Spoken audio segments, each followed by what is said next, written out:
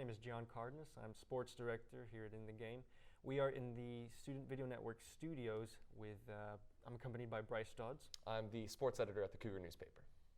All right, Bryce, so Saturday we have the opening game against Tennessee Tech here at TDECU Stadium. What benefit does it bring to play a team that's not even in our conference? Playing a team like Tennessee Tech is a really good warm-up for the team. They get real live action to play and to kind of see where the team is as a whole. And playing a team like Tennessee Tech is usually a pretty easy win for the football team in the first game of the season. However, we saw last season it doesn't always go as planned, as the Cougars were defeated by UTSA at home. But I expect this season, the game against Tennessee Tech, to go the Cougars' way. It's going to be a good opportunity to see where Greg Ward or Adam Scholes will be at quarterback, see how the team will operate as a whole, and to really see the attacking defense of Todd Orlando. True.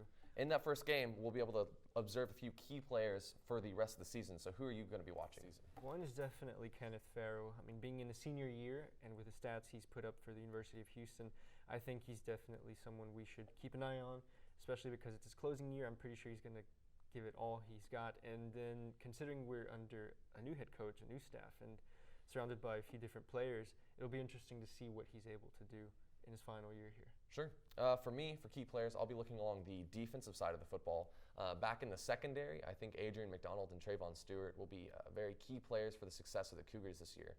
They've been really good leaders throughout their entire career, especially last season. So in their senior year, I expect them to really do a great job for that whole defensive group.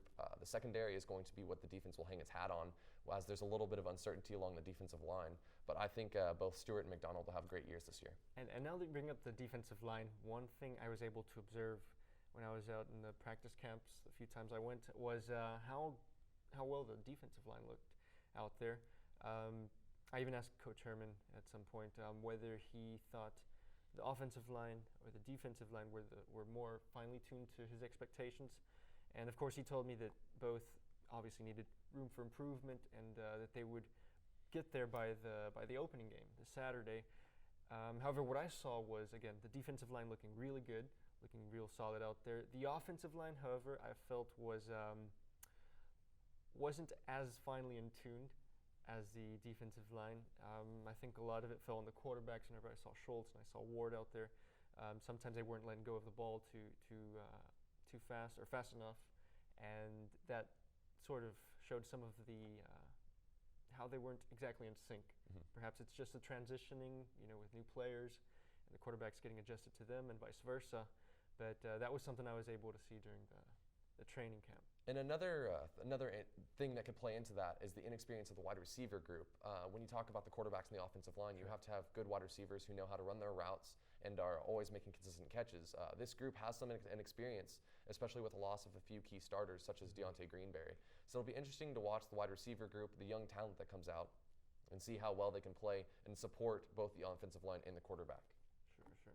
Lastly, one thing I wanted to mention was what I was able to observe also from the practice camps, where Coach Herman would gather up his guys and give them a sort of a pep talk that one of them that resonated or seemed to resonate with everyone was, again, during the training for the quarterbacks, asking them to think under pressure, make the correct decisions under pressure, and get used to that. Of course, what we had just seen was the quarterbacks and the offensive line and how they didn't exactly seem to be synced up.